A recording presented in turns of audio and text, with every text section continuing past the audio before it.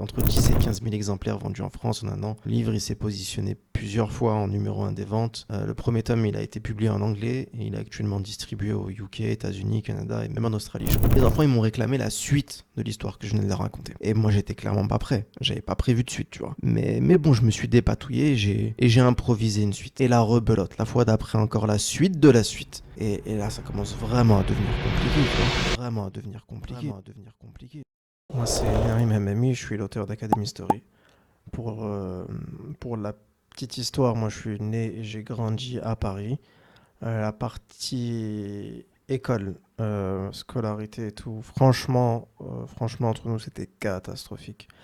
Pas d'autres termes, tu vois, c'était vraiment compliqué. Mais alhamdoulilah, tu vois. Alhamdoulilah, j'ai pu enchaîner avec une école d'art dans laquelle j'ai passé 4 ans. Après, je suis direct rentré dans le monde du travail en bossant dans une agence de pub. J'y ai passé quelques années, puis ça m'a vite saoulé, donc je suis parti.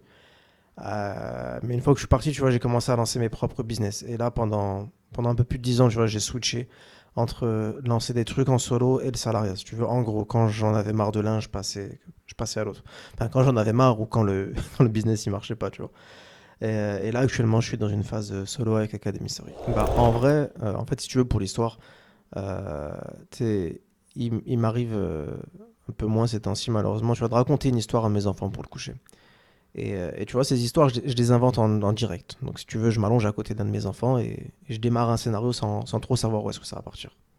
Et un soir, le scénario que j'ai inventé, c'était l'histoire d'un petit garçon qui déteste l'école et qui avait peur d'être admis dans la super grande école dans laquelle tous les enfants ils veulent entrer. Du coup, moi, quand j'ai fini cette histoire, je suis passé littéralement à autre chose, vraiment totalement à autre chose, mais comme à chaque fois en fait, il n'y avait rien de nouveau. Mais le problème, c'est que la fois d'après, les enfants ils m'ont réclamé la suite de l'histoire que je venais de leur raconter. Et moi, j'étais clairement pas prêt, j'avais pas prévu de suite, tu vois. Mais bon, je me suis dépatouillé et j'ai improvisé une suite. Et la rebelote, la fois d'après encore la suite de la suite. Et là, ça commence vraiment à devenir compliqué, tu vois. Euh, pour t'expliquer un petit peu, c'est très compliqué d'inventer sur le pouce des suites parce qu'il faut que tu prennes en compte les différents éléments que tu as racontés les fois précédentes, que tu les intègres dans la suite et qu'en plus, tu imagines avec tout ça une suite cohérente et intéressante pour l'enfant, tu vois. Et si tu veux, à chaque nouvel épisode, ça devient de plus en plus compliqué, tu vois, de se rappeler de tout ce que tu avais fait la veille, etc. Enfin bref, vraiment casse-tête. Et ouais, c'était très compliqué. Et à ça t'ajoute, et ceux qui ont des enfants, ils le savent, c'est que les enfants, ils ont aucune gêne à t'interrompre au milieu de l'histoire que tu racontes pour te poser 1000 questions. Du genre, mais il est où tel personnage alors que il y a 2 jours, t'en as parlé, et là, dans ce que tu racontes, il est censé intervenir. Et toi, tu sais même plus de qui il parle. Enfin bref, tu vois, j'ai vite compris que si je voulais éviter de me ridiculiser la fois d'après, s'il me réclame encore la suite de la suite de la suite de la suite, qu'il fallait que je pose ça par écrit, tu vois. Donc, euh, donc je me suis juste posé devant l'ordinateur et je me suis dit, ouais, on va y penser maintenant et on va l'écrire. Et là, franchement, j'ai plein d'idées qui me sont venues, tu vois, avec cette histoire d'école, bah, du coup, qui est devenue l'académie. Et, j'ai plein d'idées qui me sont venues et de toute façon, je suis là, je suis devant le clavier. Donc, euh, donc j'ai repensé, si tu veux, euh, l'histoire que j'avais racontée. Et puis voilà, j'ai écrit le premier chapitre. Puis plus tard, j'ai écrit le second, puis le troisième, et jusqu'à terminer le premier tome. Bah, déjà, pour la motivation me concernant, ça a jamais été la même, tu vois, au fur et à mesure du temps. Parce que comme je l'ai dit, de base, je suis pas un auteur passionné, tu vois, qui a toujours rêvé d'écrire. Ça m'est plutôt tombé dessus, donc je vais pas être comme d'autres auteurs qui, eux, ils vont trouver leur motivation tu sais, dans la passion pour leur art, tu vois. Moi, c'est pas mon cas. Mais comme je te l'ai raconté tout à l'heure, ma première motivation, bah, c'était de raconter une histoire qui plaise aux enfants. Après, après c'était, bah, je pense que c'était de l'ego, tu vois. Je voulais pouvoir me prouver que je pouvais moi aussi aller jusqu'au bout de la publication d'un livre. Et puis quand le livre il est sorti, ou plutôt, non, pas quand le livre il est sorti, ouais, quand le livre il est sorti, ça c'était réglé.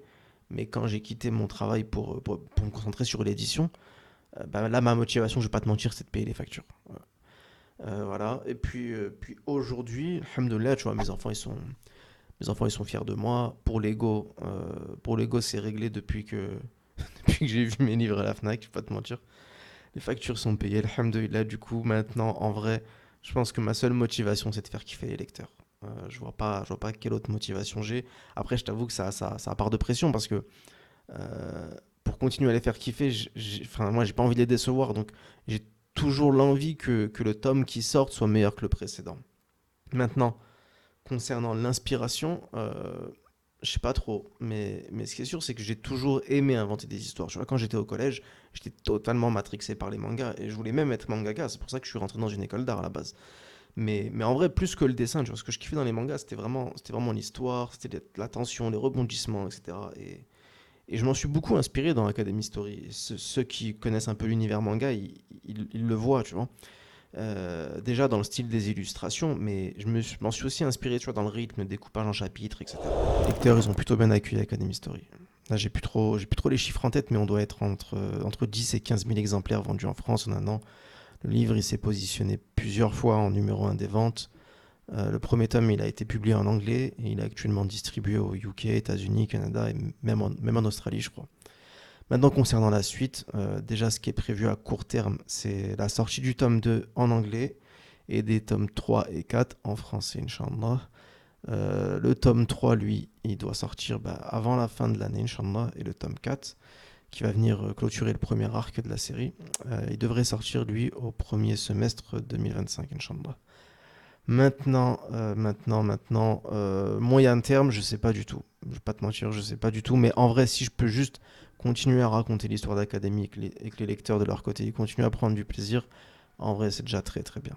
Alors, écrire un livre de fiction, c'est une chose, mais écrire un livre de fiction islamique en est une autre. Comment fais-tu face à ce challenge? Déjà, avant de répondre, pour remettre un peu de contexte, faut se rappeler qu'Academy Story n'a jamais eu pour objectif, tu vois, d'être un livre religieux. C'est clairement pas mon domaine d'expertise et il y a des personnes qui sont bien plus compétentes que moi qui font déjà ce travail dans le monde de l'édition. Donc ouais, Academy Story, c'est vraiment 100% du divertissement, mais après, on est d'accord, c'est du divertissement qui est 100% Muslim friendly, Inch'Allah. Et tu me demandes comment je fais face à ce challenge. Et en réalité, c'est pas compliqué.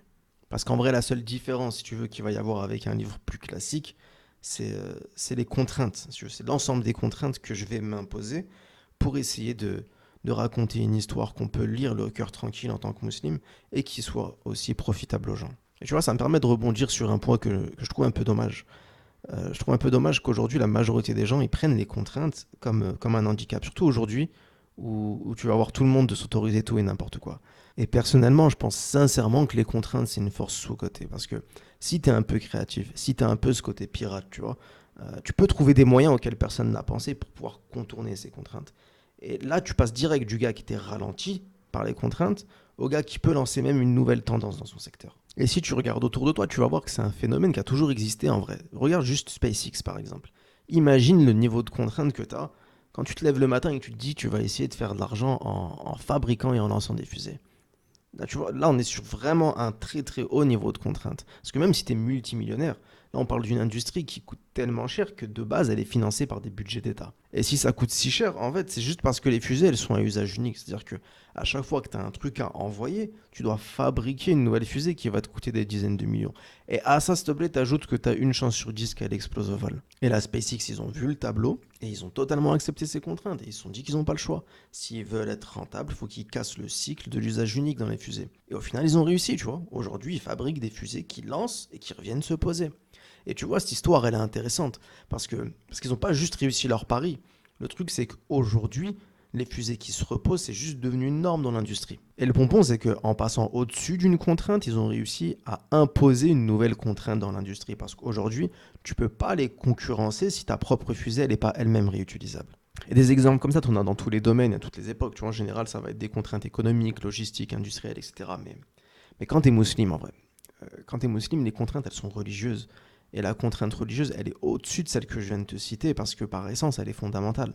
Donc maintenant, tu vois, si tu es face à des contraintes, et en vrai, peu importe ton domaine ou le type de contraintes que tu peux rencontrer, tu vois, si tu as des contraintes et que tu les prends comme une force, là, potentiellement, tu vas pouvoir réaliser des trucs que les autres ne vont pas réaliser. Et ça, tout simplement parce que les autres, ils n'ont pas ces contraintes-là. Et personne ne va s'amuser à chercher des solutions à des problèmes qu'il n'a pas en fait. Maintenant, pour revenir à Academy Story, c'est vrai que moi je vais avoir des contraintes parce que j'écris un livre qui est destiné à la jeunesse musulmane. Mais en relativisant, ça va, mon niveau de contrainte, il est pas fou parce que mon seul objectif, encore une fois, c'est de raconter une bonne histoire. Pour écrire un livre, déjà, ça dépend du type de livre que tu veux faire. Mais vas-y, disons qu'on parle d'une fiction. Donc là, c'est pas très compliqué, hein. Pour écrire ton livre, tu t'assois, tu restes debout si tu veux, mais en vrai, faut juste écrire. Faut juste écrire. Après, en amont, tu as un minimum structuré ton histoire, mais c'est ça, il faut écrire. Après, tu peux structurer ton histoire même totalement si ça peut te faciliter. Mais ce qui est important, c'est juste d'écrire.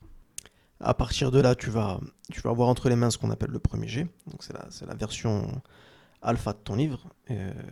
Et là, selon ton profil, soit tu vas le relire tout seul, soit tu le fais relire à une tierce personne. C'est ça qu'on va appeler la bêta lecture. Et suite à cette bêta lecture, tu vas toi-même noter, ou alors on va te noter des points à corriger, et là tu rentres dans une phase de réécriture. Et en fait, à partir de maintenant, c'est des allers-retours. Allers-retours entre bêta lecture, réécriture, jusqu'à ce que tu aies une version qui te satisfasse. Après, tu me demandes comment le vendre et comment gérer son marketing. Là, en vrai, tu as deux cas de figure. Soit ton livre il est édité par une maison d'édition, et dans ce cas-là, ça va être leur boulot à eux de gérer tout ce qui est distribution, vente, marketing, etc. Soit tu es en solo, et là, soit tu es auto-édité, soit tu as ta propre maison d'édition, pardon, et il va falloir que tu enlèves ta casquette d'auteur à partir de là. Tu enlèves ta casquette d'auteur et tu mets celle d'entrepreneur. Et malheureusement, tu vois, il y a beaucoup d'auteurs qui ont du mal un peu à intégrer que ce changement de casquette, il est nécessaire, tu vois. Alors, mais vraiment, c'est pas juste il est nécessaire, il est indispensable si tu veux vendre ton livre. Parce que faut que tu arrives à prendre du recul sur ton livre, il faut que tu arrives à prendre de la hauteur, il faut que tu comprennes qu'à partir de maintenant, ton livre, c'est juste un produit de consommation. C'est un produit de consommation dans un marché transactionnel. Dans ce marché, il va y avoir une offre qui va être immense, ça va être ta concurrence, ça va être les autres livres, et que ta demande, elle va être très limitée. Et ta mission en tant qu'entrepreneur, parce que c'est bien ce que tu es à ce moment précis, si tu es auto-édité, ça va être de réussir à tirer les bons leviers et à adopter les bonnes stratégies, tu vois, pour vendre un maximum.